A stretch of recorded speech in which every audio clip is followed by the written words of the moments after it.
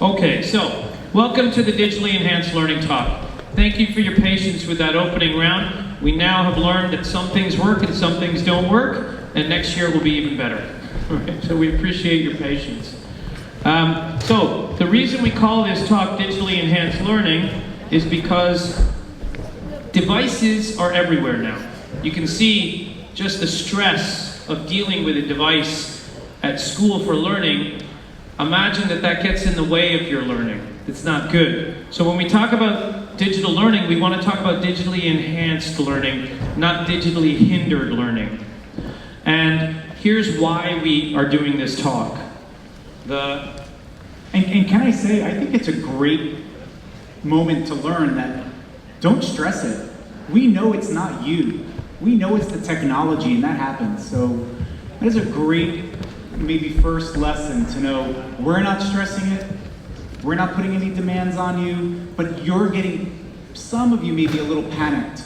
Don't feel that rising and just take a deep breath. Calm down. It is okay. So this is why we do the talk, because our lives, parents, our lives have completely changed, haven't they? I see a laptop open. Could I request that the laptop is closed, please? Just at the top there. Thank you.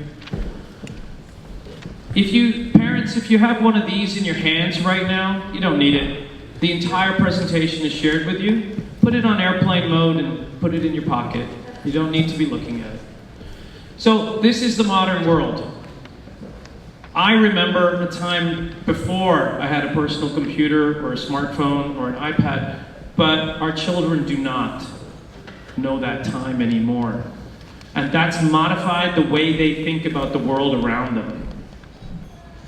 If you think about our past, in the old days, that's how we listened to music, watched films, chatted with friends, read the news, played music.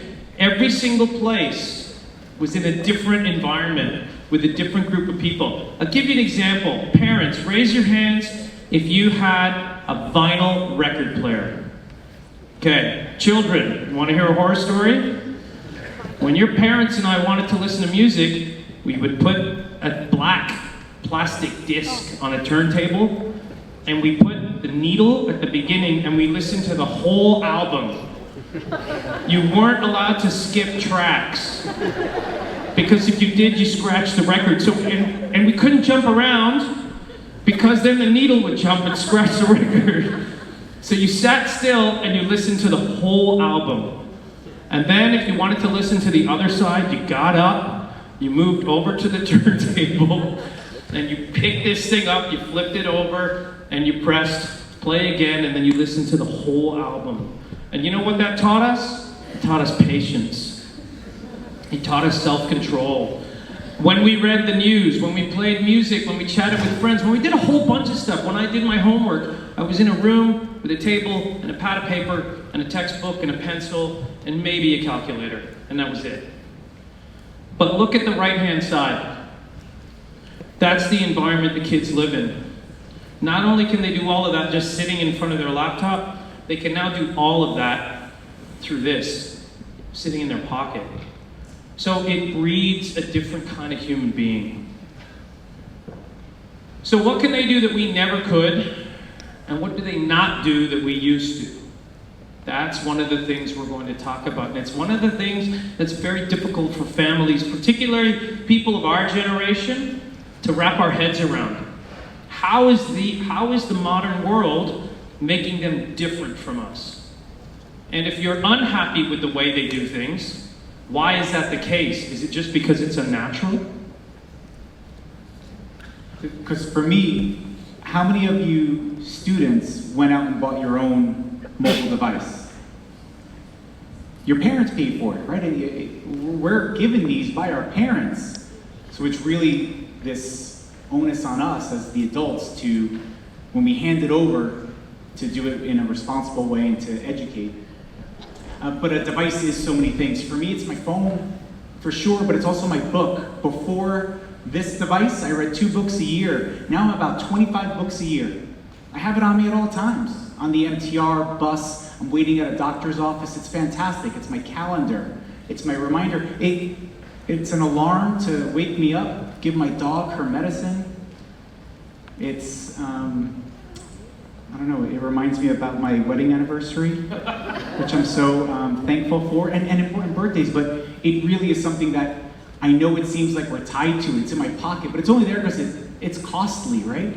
And unfortunately, it's costly. I keep it close to me, but then it's always on me. And that's sort of the catch-22. I always have it on me because it costs so much. I don't want to just leave it around and lose it. But then I always have it on me, and then I think, why not use it? So the purpose of this talk is to not just talk about the laptop. For the purposes of this talk, a device is any device that your children can use to access the internet. That includes PS4, Nintendo Switches, iPads, tablets, phones, you name it. When we use the word device, we mean all of that. Alexa. Alexa, yeah, absolutely. Okay, so why are you here? First, we've asked you to get a laptop for your child's learning, but students want phones, tablets, gaming consoles, so all of that. How do you manage that at home? The reality is devices are everywhere now. I guarantee you that there are 2 times the number of devices than people in this room right now. On average, you're probably carrying 2 devices. In most homes, there's more devices than people now. We want to talk about what students can do with the devices, and therefore what the devices do to the students. We're going to go through that very, very carefully. We're going to talk about what happens at home, and we're going to ask you to realize that we are trying to make a partnership with you, parents. We're here to help support you. Devices get in the way. They are massive disruptors to normal life. You know how you feel when you come home and the kids aren't paying attention to you, they're paying attention to a little screen. And sorry, but the screen is way more interesting than us. It's as simple as that. And we want to make sure that parents and students hear the same message at the same time. This is really important. If we talk to the parents and then we talk to the students separately, we guarantee mixed messages. So what we want to do is make sure that you both hear it at the same time, so that when the inevitable argument or agreement needs to be done or happens, you can discuss what you heard together, and there's no missed communication. Yeah, no, I heard from Mr. Kelsey that we can do this, and then the parents saying, no, I heard him say you cannot. We are all agreed on the same page, and that's where, for us, this is a big success that you're all here. It is bravo that you came in, child, parent, maybe both parents. It is a big deal that you're here today, so we're going to make this presentation as meaningful as possible, where it seems that we're instructing you, we're just trying to guide you in the best way that we know how. Our experience, 20 plus years in education. Yeah. And devices for the last 15, and being a parent at home as well with devices, so we're trying to give you all that. So, mandatory, the online course. Please make sure you do it. We're going to talk about ID cards, backup, safety, Find My iMac. Let's get through this very, very quickly. These are the nuts and bolts. First, every kid has a student ID card. I'm just going to hold one up here as an example. You will collect this at the end of the session. Yeah? Yeah, you can. So, what this allows you to do is it's your library card, and it allows printing as well. So that's the first thing. Second, backup. If you do not have an external backup drive at home, please make sure you get one. More and more, the children are working on the cloud. They don't really lose anything if the computer crashes, but if you have your own music, your own photos, your own videos, your own files, if you don't back up, we can't help you. And we've got a great tech team to help support you. You can see they're here now, all sitting here to help you. If something goes wrong with your computer, bring the computer and your backup drive to room 425 or email icthelp@cis.edu.hk. All that information will be provided to you later. And finally, safety of the laptop when walking around. Please, don't carry your laptop around like this. This is a no-no. Macs are really good. Don't leave it unattended because it'll lock. It happens all the time. So please, it's your responsibility, kids, to take care of these laptops at all times. If your laptop is lost, you can activate Find My Mac soon. I would recommend maybe you do that tonight. Link it to your own personal iTunes account, parents, and then turn it on. And that way the location is kept. But more importantly, we have a low-tech security device that has returned more laptops than Find My Mac. We have got them back from taxis, we have got them back from buses, a hotel in Beijing, a coffee shop in Toronto. What magical device is it? It's a label. I am not kidding. Mr. Tolwar will attest to this. He's been here, he's seen it. These labels bring laptops back more than anything else. So if you've already put a label on your laptop, great, but does it include the school's address and the school's phone number? Does it include your name? Does it have an email address? That's what we'll provide for you at the end. Mr. Cohen will guide you through the process of picking up your labels. Right. What do we teach at school to the students? We have a choices program, which you've heard of, which talks about etiquette, cyberbullying, and all that kind of stuff. We teach the kids digital citizenship. We talk to them about having a digital compass, similar to having a moral compass. We go over the responsible use policy with them regularly, have a read of that in the diary again. It's part of the online course. There's an expectation that you've read it. We talk to them about appropriate use at school, not just for the laptop, but for all their devices. The tech support account helps us do that, both during class and during break and lunch. For years 7 and 9, no devices. No laptops, no old phones, nothing. Year 7 and 9, put your devices away, go and spend time with your friends. That's what we expect, all right? We also talk about gaming and responsible use policy, and I'll let you talk about the gaming in a moment, yeah? Okay, so let's talk about what devices do to us. Executive function. Go for it, Mr. Cohen. So this is a really key part where I think in year 7 through 12, you're going to learn a lot from your teachers about how your brain operates and how your brain is actually being inhibited when you are working on your device and you're thinking about your game. Just to show, how many of you play, and the students, could be parents too, how many of you play or have heard of Clash of Clans or Clash Royale or any of those? Right. And it's a fun game, and I like it. I like it because it's a math game. I don't know if you think of it as a math game, but I think of more than numbers. But some of you are playing these games, and it really does affect when you are on your computer. You're thinking about, can I get on that game from here? And there are a lot of games you're playing on your laptop or any of your devices. And so it really does stop you from the learning. And that's the first goal of having this device, is the learning. It is important that you are taking in the learning. If you are stressed, now here's an important part. I want you to listen to this closely. Anytime you are stressed, 80% of what's coming into your brain, you cannot process. It's a done deal. It's like an alarm clock in the morning going off. When that alarm clock's going off, you are just thinking, what's going on? How can I shut that off? Why is it so loud? And that's the same thing that happens when you're thinking about that game. Your brain just can't process anything. You are negatively affecting your learning. And it's very powerful. 80%. That's tremendous. So when you're sitting in class and you're thinking about your device, we're going to ask you to put it on airplane mode if you have a phone.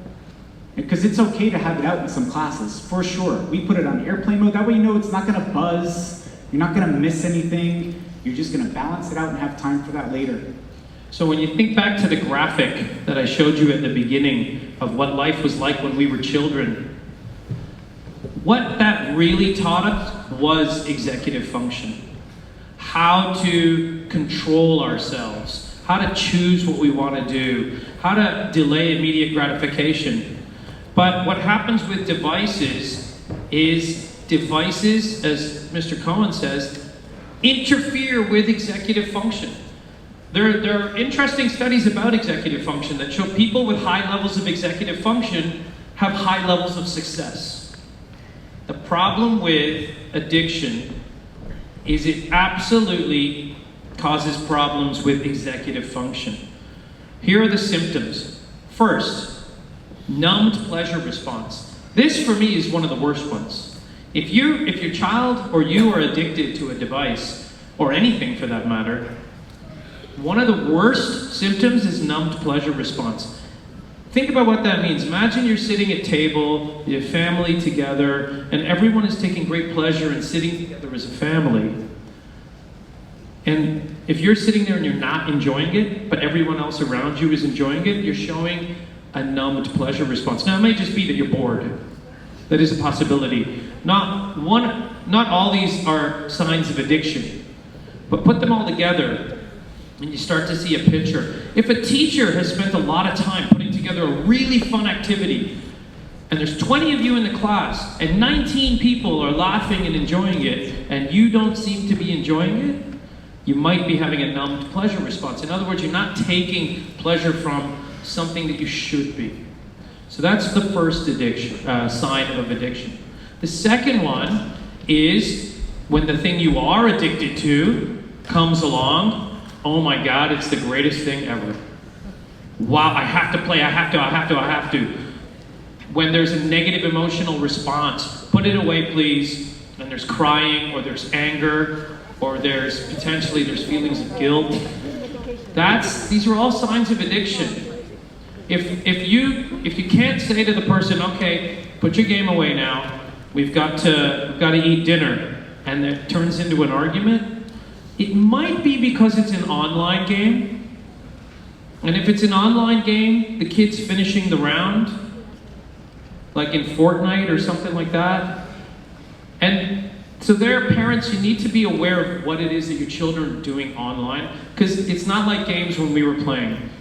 There's no pause in an online game. It just doesn't exist. And kids get invested in these games because it's social for them.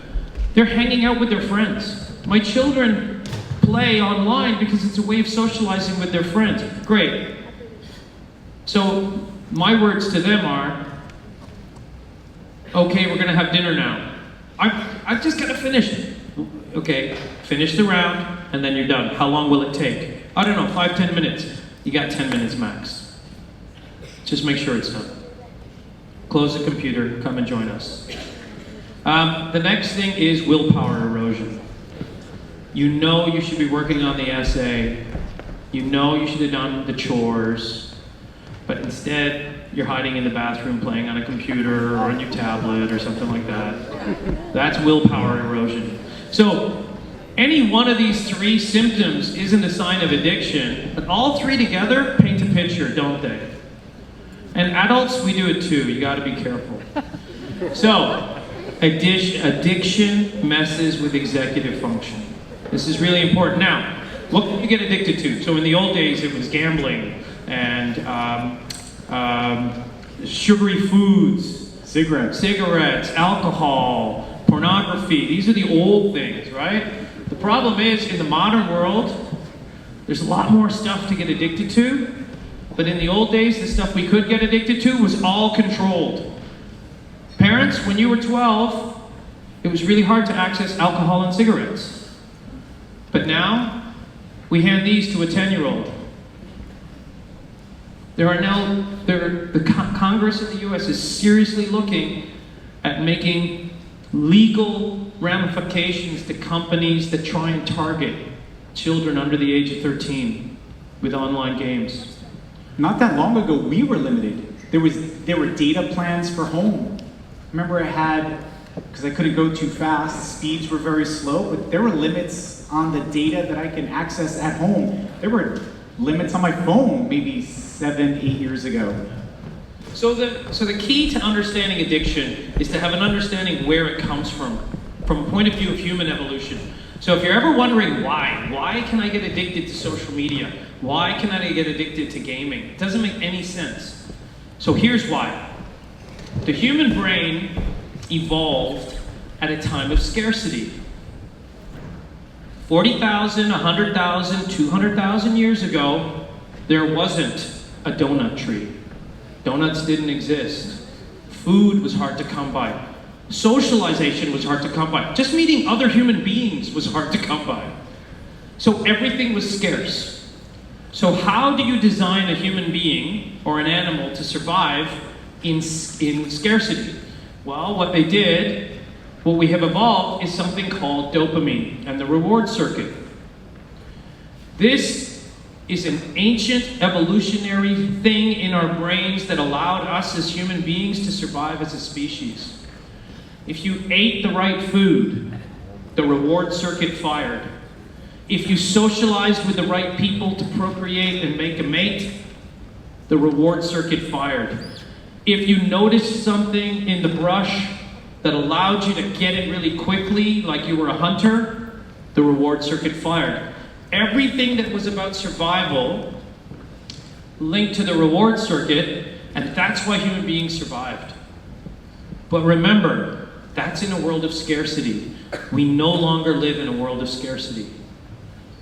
No way, not even close, all right? Our brains have not evolved to adapt to modern society's pure forms of anything. Think about it. You can go to the supermarket and buy a bag of sugar. Have you ever, if you were an ancient caveman, there's no way you were going to find that much energy in one place.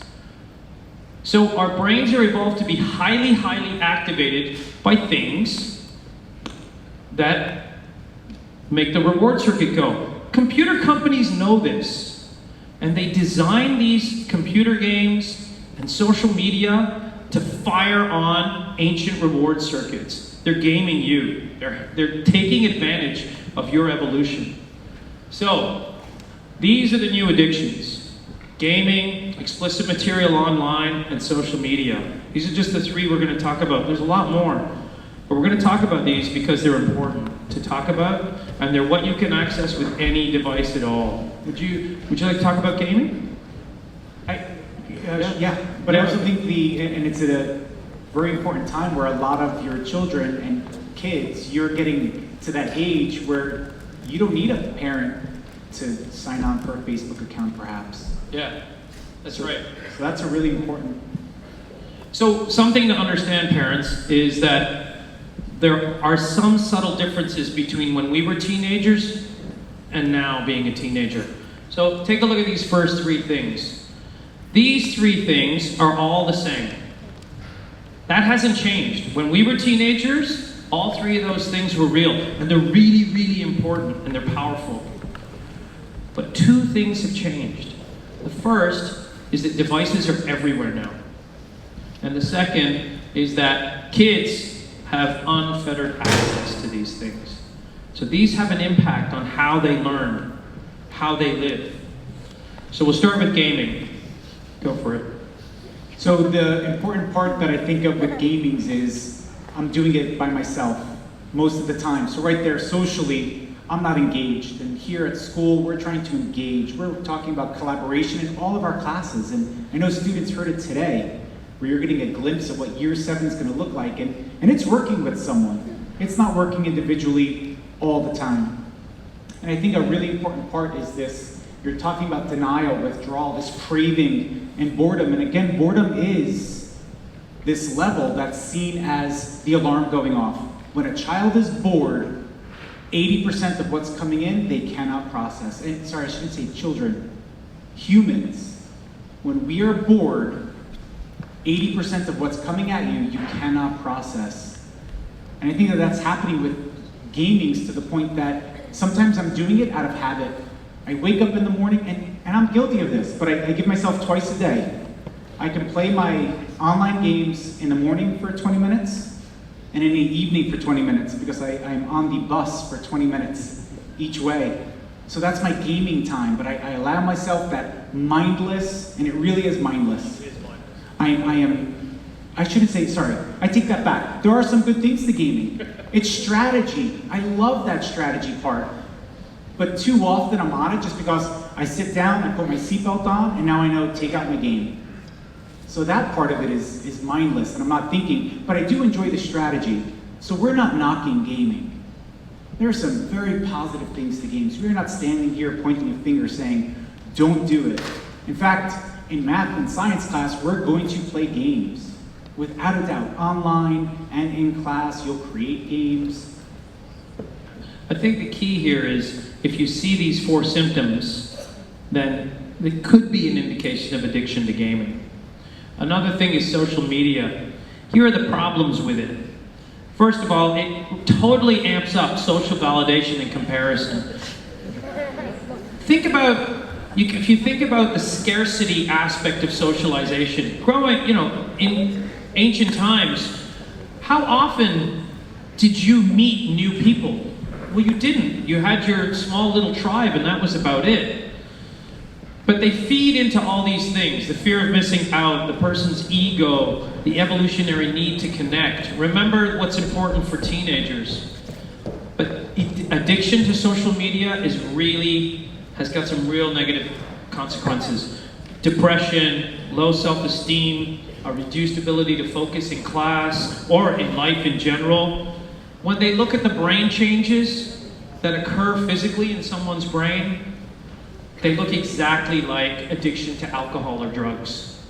And that's because we only get addicted mentally, physically, in one way. There's only one process that allows addiction to occur. And it's complex and we can explain it to you, but the reality is anything that causes addiction changes the brain only in one way. So we're gonna have a little activity right now, but it involves only some parents. If you're parked outside, you've parked your car, and you've locked the doors, another school cannot have the buses come in. So we're asking that you move the car at this point. Outside Corey Bay School, if any of you have left your car locked outside Corey Bay School, we request you please go out and move your car because school buses cannot move from there. Anybody parked outside Corey Bay, that would be up the hill, right?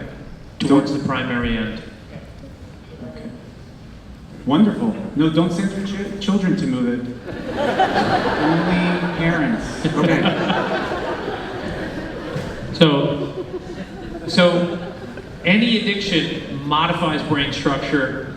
It doesn't matter whether it's drugs or whether it's alcohol or whether it's social media or whether it's gaming. It's all physically the same thing. There are some really hugely negative potential consequences of social media, and that's cyberbullying, social grooming, and sexting. There's been a lot of discussion about this over the years. So now something exists called COPPA, Child Online Protection and Privacy Act. No child under the age of 13 should be on Facebook or Twitter or the vast majority of social media without parental consent. If your child's under 13 and on Facebook, then they lied about their age. It's as simple as that. Finally, the last thing that you can get addicted to online is explicit material. It's changed. What's online is absolutely horrendous, and parents need to be aware of this.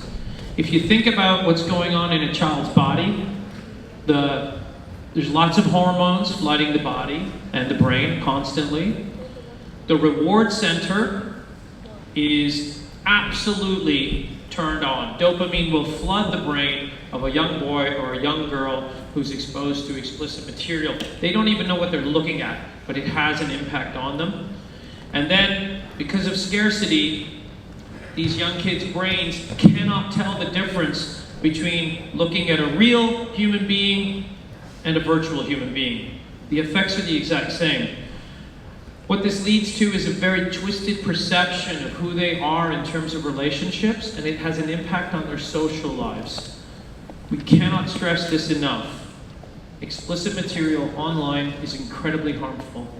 It's more harmful than just the old forms that existed when we were teenagers. That's magazines or a video or something like that. And it's because of that unfettered access. It's absolutely horrible what happens to kids' brains when they see explicit material. Even with parental controls, and even we have safeguards here at school, and I've seen so many, and you know I'm new to CIS, but at my previous schools, as many walls that we put up online to stop, there are so many ways around it, and it's with not malicious intent. If I just typed in art, and man, I'm gonna see some explicit material. And here at school, we allow that. We allow searches for art and man. They might be doing a project in one of their classes, and that's allowed here at school, but it's gonna bring up some material that they should not be exposed to without at least consulting with one of us, you, someone, and to have that opportunity to talk to. So, remember, the symptoms of addiction are numbed pleasure response, that is, someone is not taking joy or pleasure in things other people do. There's a hyperreactivity to the stimulus, and there's a willpower erosion, which affects executive function. If you are addicted to something, or even suspect that you're addicted, there's only one solution, and that is to go cold turkey. Now, I have to explain this. If you've never heard the phrase "go cold turkey," it means to completely quit doing that thing for a couple of weeks. It doesn't mean eating cold turkey. I'm glad you laughed, but we had a parent about 4 years ago ask me, why does eating turkey stop addiction? And I realized I really have to be more culturally sensitive about which turns of phrase I use. I don't know if there's a Chinese equivalent to going cold turkey. Is there? No? We should look into it. Adrian, help me out. Okay. So, if you think you're addicted to something, parents, quit. See what happens. Children, if you think you're addicted to something, quit. See what happens. Parents, if you think your children are addicted to something, have a conversation with them and see if you can get them to quit. Okay? Now, we've just frightened you with the horrors of everything that's available online. Does anyone know what it says on the front of the Hitchhiker's Guide to the Galaxy? Don't panic. Absolutely right. What we're trying to do is now we're going to give you advice on how to deal with all that, parents and children at home. First, the world has changed. Can you imagine your parents, we're talking to the parents now, can you imagine your parents having to do something like this to parent you? But you can. This is what we have to do now, parents. We're in a completely different world. If you think about how your parents parented you and how their parents parented them, they were probably quite similar. But how we parent our children, it's totally changed. It's completely different. So, first, really important, parents, you have the right and the duty to get on your child's device or devices regularly. Get them to unlock it and let you look around at any time. You don't need their password. That's theirs. Let them keep their password. Why do you need their password if you can say, unlock it and hand it to me? Children, if your parents say, unlock the device, I want to see it, just unlock it and hand it to them. You've got nothing to hide. If you do have something to hide, then there might be something wrong. Guilt is a good emotion here. If you're feeling guilty about something that you're doing on your computer, maybe you need to seriously think about what you're doing on your computer. Parents, do not be afraid to say, show me your social media, show me your internet search history. By the way, parents, a blank internet search history is a sign of guilt. You should be suspicious if you say to your son or daughter, hey, open up. And your kid says, just a minute. There you go. So, how do we live with our laptops? What are the things you can do at home to live with your laptops? First, passwords for all devices. That's a security thing. Absolutely. You don't need to know each other's passwords. Parents, you can't just say, do as I say. You can't tell them to put their devices away at the dinner table if you're looking at your device. You can't tell them to control their addiction if you're addicted. All right? You gotta put the devices away find some digital detox time. There's no better teacher than you, parents. As a child, and yeah, I'm talking to the kids, you can't help it. You see your parents as the smart, and you should, as the smartest people in the world, as a king or queen, as a god almost. They control everything, and you trust them for everything. And I just think it's so important to remember, parents, you're the greatest role model for them. We can't compare. We might see them more starting tomorrow, each day, but we can't compare to the power that you have. So when you do something and you put it away and you show them, here's my phone, it's on airplane mode, let's have dinner, wow. That's gonna blow anything out of the water that we can do or model for them.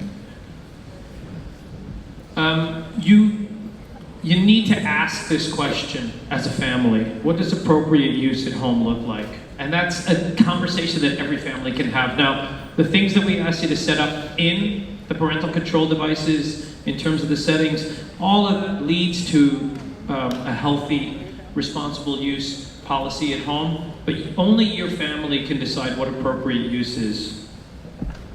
You need to discuss when and where the devices can be used. This is important, you know, especially with parental controls, the when comes into it. We're recommending that they shut down at 8 p.m. for the vast majority of children in year 7. We do recommend you have a home responsible use policy. There are lots of different models out there. You can just search online, home responsible use policy for devices, and you'll see what happens. So let's go over each of those things, gaming, social media, and explicit material, and how you can stop or prevent. First, gaming. There is nothing wrong with gaming, as Mr. Cohen said. I love to game. He does too. But there's an appropriate level of use, and that needs to be negotiated. So talk to your children about it. Children, talk to your parents about it. If that game's important to you, talk to your parents about it. But then you're going to have to negotiate. Social media.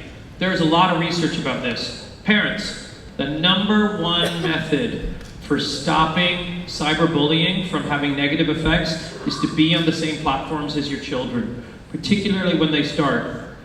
My children are not allowed on any social media platform unless I or their mom are on it. And that's really hard on them, but we don't care. That's the way it's got to go. Once they get older, they will have accounts that you have no knowledge of, but at least in the early days when they're first starting, you're there with them. It's really important because it's a different thing. And can I add, they're not the pretty ones that we know. So we know Facebook, Instagram, but how many kids know Discord? You know Discord? It's a great way to communicate in a gaming world, but a lot of parents shy away from it because it looks scary. It's dark, it's all text, there's no pictures, but kids are on it, and it's a very popular gaming chat platform. Make sure that if your child is posting something online, or their friends are posting things about them, you see it.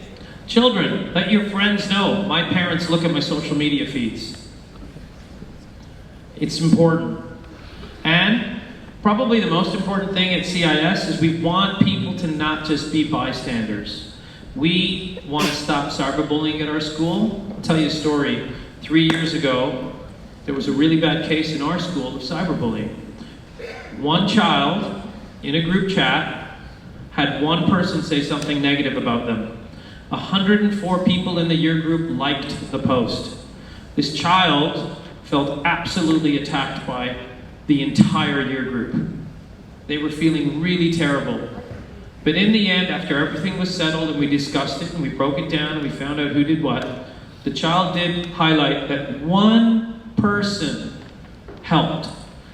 One person out of 105 people, instead of liking the post, wrote, "Why are you saying this? That's really mean. How would you feel if I said that about you?"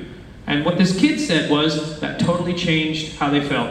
They knew that one person out there was standing up for them.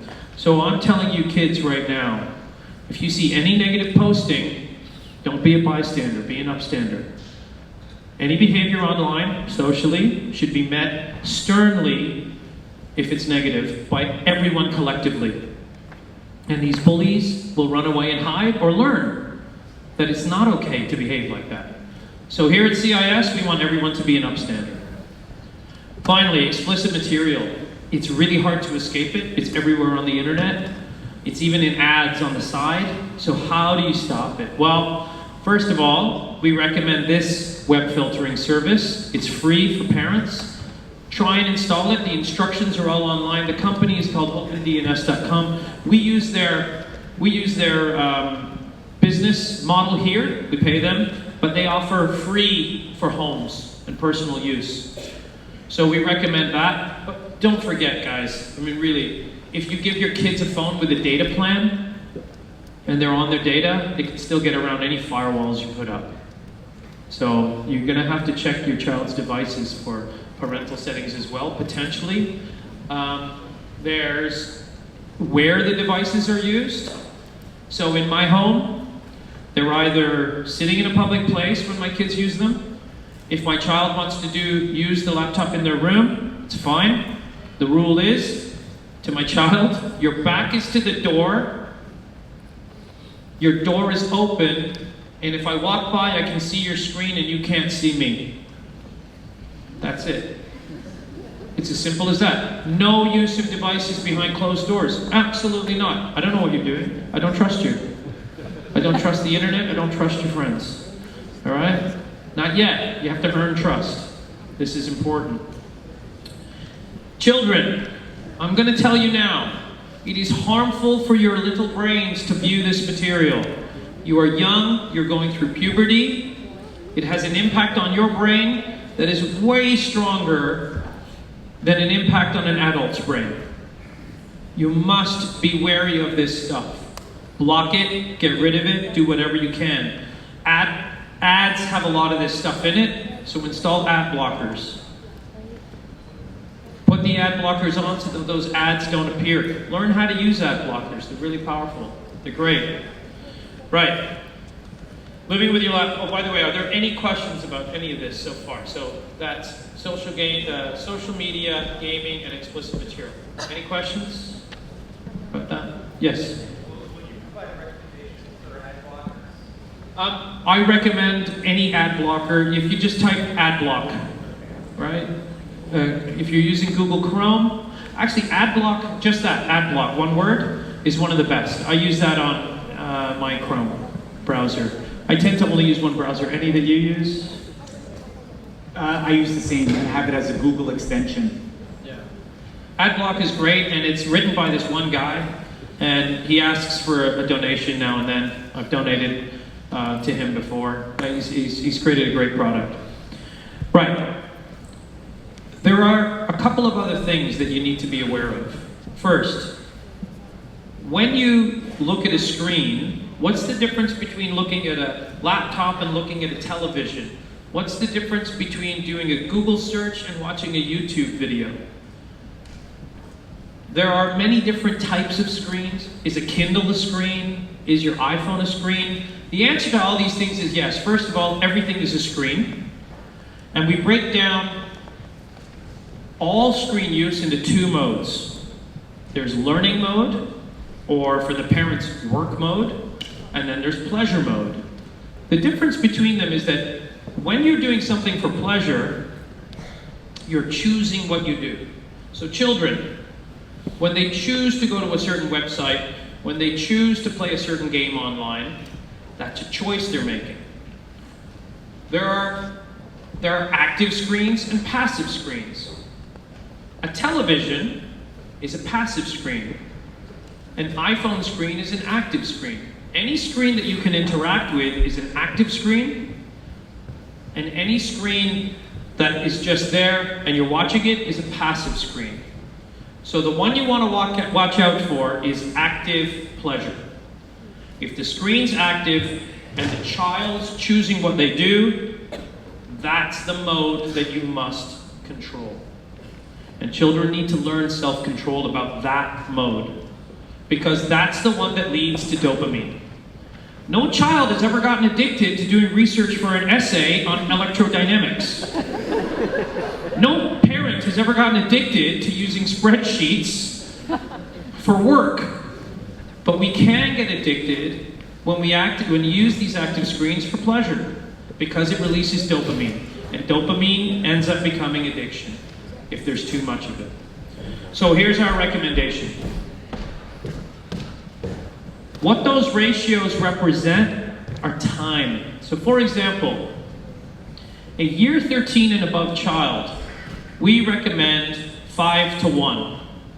If they're online for 50 minutes, if they're on an active screen for 50 minutes, then they should take a 10-minute break.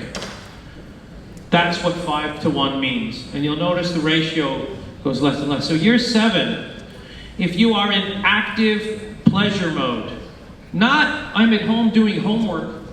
That's not what we're talking about. That's not pleasure, right?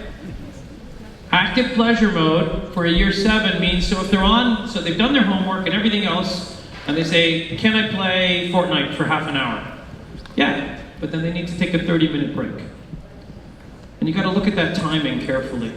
Notice what happens as you go up in the screen. That's younger and younger children.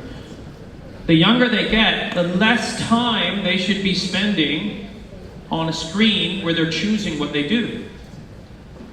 There is a really interesting study by the American Association of Pediatrics, which said children under the age of 2, I don't know if you know anybody who has a baby, but they shouldn't even touch or look at a screen. It's an absolute waste of the child's time. They're only awake for very few hours in the day, and if they're spending it swiping on a screen, they're not actually developing the important kinesthetic and social interaction cues that they need. The tough part comes where you see these fantastic, they're advertised so well. Doctors' names are on these apps for children under 2, these games that they should be playing. But that's based on some research, but not the majority of the research. The majority of the research shows that those children should not be on it. So that's where it gets confusing. That's where you make that choice and that decision to talk about it. But can I say the kids know that it's coming, right? Students, you know that this is coming. So when the talk comes later on today, if you haven't already had it with your parents, just know we're all on board with this. There shouldn't be any, and it might, can I say the cold turkey? Yeah. I like cold turkey. I like quitting something cold turkey, but sometimes it's hard to go cold. So can cold turkey happen over a week? I don't know. Can it? That's not What cold do you turkey. think? Can you quit over a week? It doesn't make any sense. I think you just quit or you don't. So there's no slow Band-Aid. No, I think you just rip it off. We're ripping it off. Yeah. Okay, just making that clear. Delete the game from the child's computer. Get ready for the tears. So be careful about this. Oh, you know how you say there are doctors who recommend apps? Don't forget, in the 1960s, there were commercials where doctors recommended certain brands of cigarette. Okay? So don't always trust what the doctor says when it comes to that kind of stuff. And this has nothing to do with the ending at 8 o'clock. The parental controls where you're setting it up, no access to the internet or the computer after 8 o'clock. Yeah. If they didn't get in their half hour, well, we're learning how to plan better next time. That's right. So, let's talk about sleep. First, what is sleeping for? Does anyone know what sleep is for? What do you think it's for? Yes. Okay, regain energy. What else is it for? Yes. It helps you grow, absolutely. When you sleep, you grow. Anyone else?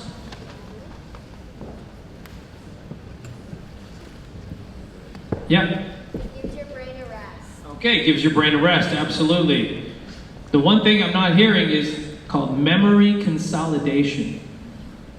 When you learn new stuff throughout the day, you only actually learn it properly at night when you're sleeping. Your brain takes short-term and medium-term memories and pushes it into long-term memory. That's called memory consolidation. It only happens when you sleep. I can prove it to you. You ready, parents? Do you really clearly remember everything that happened when your child was from the age of 0 to 1? Do you know why? You know why you can't remember? You never got a full night's sleep. Never. If you have these really distinct memories of your child from the age of 0 to 1, it's because you have photos and videos of it and you watched it later.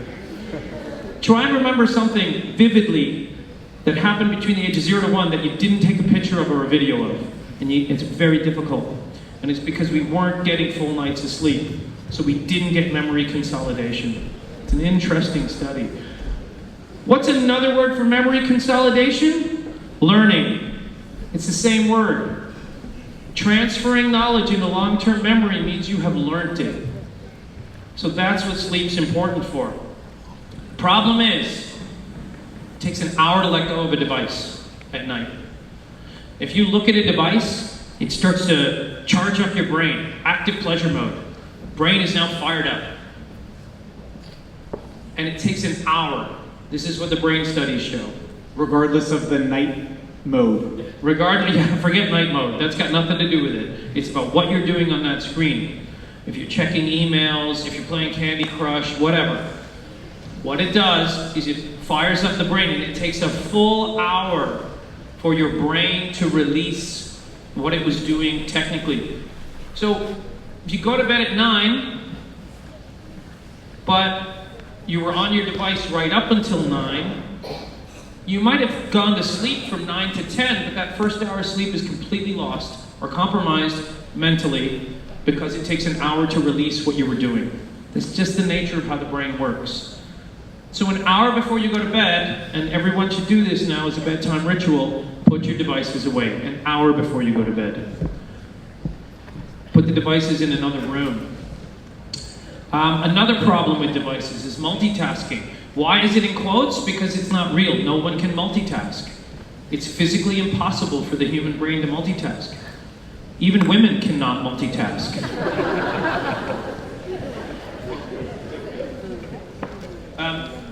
So here are the problems. And if anyone here runs a company and you're worried about your workers, there's a lot of problems with multitasking. We're asking our people to do too much, and no one can do it. In fact, you lose productivity massively. You slow down because you're jumping from task to task. Overall, there's a 40% loss in productivity. You also get increased stress levels, which means increased cortisol, which means poorer sleep and weight gain at night. Your short-term memory suffers, which leads to lower learning. This is a big one. It dampens your creativity. People cannot think as clearly if they're multitasking. So think back to that very first picture of what the kids are doing now on their computer. If they're checking their email, and they're doing their essay, and they're writing their research, and they're listening to music, and they're eating a sandwich, and they're talking to their friends, they're multitasking. Well, they're not multitasking, they're task switching, and they're not doing anything well. They're doing it all poorly. And finally, it really sucks away the resources in the brain. If you want to, parents, this goes for you too. If you've got 5 things on the go, you can't solve any of those problems. You can't think clearly. You can't be successful if you've got 5 things going on all at the same time. It is physically impossible for your brain to do a good job. Instead, you have to break it down. You have to take your time with it. And this is a very distracting, muddled picture for trying to take some control in your life. So for example, follow the blue line, managing email. Only check your email from 8 to 10, or don't be on your email from 8 to 10. You only check email at set points in the day. Turn off all your notifications. This thing only tells me 2 things. 1, when someone is phoning me, and 2, when I have an appointment. I don't need to know every time a WhatsApp group gets updated. I don't need to know anytime someone sends me an email. I don't need to know that stuff. I go in and I check it regularly, but it's up to me when I check it. You don't need to have people controlling your time this way. So this graphic is in the presentation. Please use it. There are lots of apps to help banish all that thing. Yada, yada, yada. Focus, concentrate, Taskify. There's a whole bunch out there. Just type in Google, apps to help me concentrate. And they'll turn off all that stuff. so that you can just focus. There's even an amazing writing app called Draft. Have you heard of it? So Draft is this writing app where it makes your entire screen blank and there's just a cursor, like a typewriter, and that's it. So you can write, free of all distraction. So, recommendations. You want to go through the recommendations? Yeah, and I think it's a good refresher, but it's those tech breaks. Every hour, even just, so I'm currently taking, I'm getting another master's, and I'll talk about it with the kids, but I'm getting another master's, and every 1 hour that I'm studying, I need to take a 10-minute break. I worked at Morgan Stanley for years, and my boss would say, 9 o'clock, everyone out, 10 minutes, you had to take a break, because he knew we were gonna be more productive if every hour we took a 10-minute break. And I think it's great to take a tech break as well. A great thing that I've learned is 20-20-20. So for every 20 minutes that you're on a computer, or it's 20, I think it's 20-20-20. For every 20 minutes that you're on a computer, you should spend 20 minutes looking at something other than a screen. It's just good even for your eyesight, and it's good for your brain. I have to remember what the other 20 is, but I'll get to the kids on that. Laptop and smartphone bedtimes 1 hour before yours. It's a great strategy. Again, 8 o'clock is a good time because I think they were all in bed around 8 o'clock. Yeah, I think so. Depends. I mean, kids at the age of 11 should be getting 10 hours of sleep a night. That's 10 hours of good sleep. Where does it sleep? That's the devices. They should never be in the kids' room. Charging in the living room in a public place. I do that as an adult too. My wife and I keep it outside. It's just great. But I also do it because as an adult, it's great to keep the alarm far from bed. So then I actually have to get up. I can't hit snooze. One of us is up out of bed. Use apps such as Focus to help you concentrate, and parents engage your child's online behavior. It's so wonderful, kids, that your parents are here. It is not this, we're here to monitor you in some negative way. It really is this learning opportunity. If you could manage it in a very positive way, that's great. Too many as parents handed, perhaps your parents might have handed you a phone when you were 2 years old and crying. And you learned at a very young age, maybe 3, 4, even 5 or 6, at a young age, when I'm not happy, my parents, my king or queen gave me this device to calm me. This is good. In fact, not only is it good, they're telling me it is the thing that I should go to calm down. And if you did that, it's okay. It was a mistake. We're saying, kids, we're sorry we did that. But we're learning new ways, and we're learning all the time. Again, I am guilty of having been addicted to my phone, but summer is a great reset for me. My wife and I go the whole month with just morning and evening online time. So definitely engage with your children, parents, about all this stuff. None of this is just made up. We do a lot of research about this constantly. This is my 6th or 7th year doing this. We've been to tech and brain conferences. We've been to neurocognitive neuroscience courses. So none of this is just random stuff we're pulling out of the air so that we can punish our children. All of this has to do with real research. And that's just a small number of references we've used. We're here to help. We look at this as a partnership.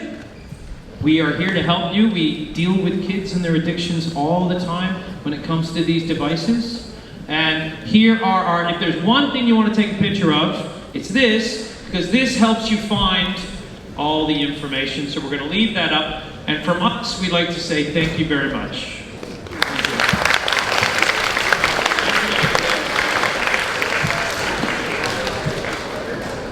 So at this point, here's what we could do before you start moving. Kids, can we just have your attention for another moment?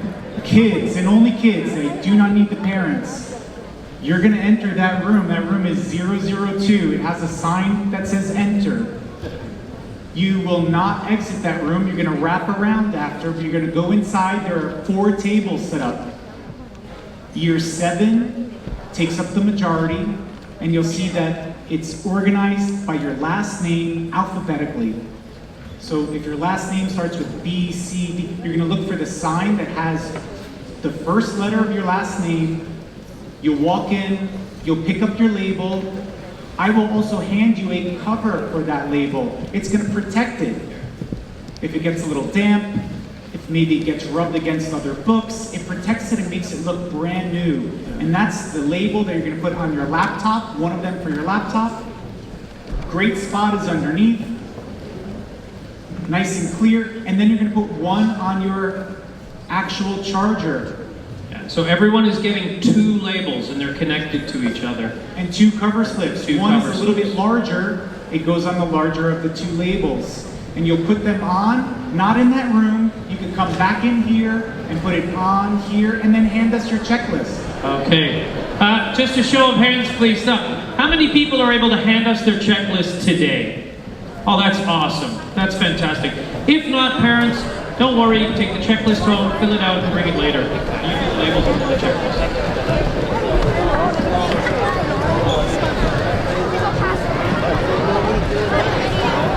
I'll take the checklists if they're completed, please.